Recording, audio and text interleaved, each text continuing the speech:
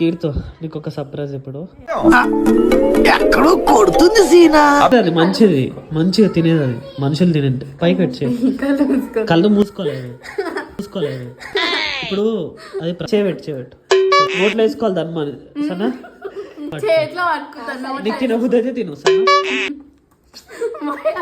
చేయబెట్టు కట్లకు.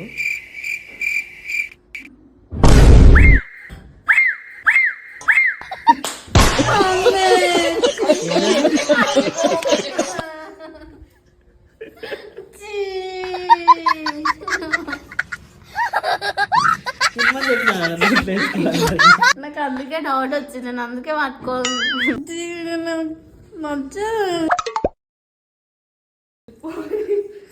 అలిగావా చిట్టి చిలక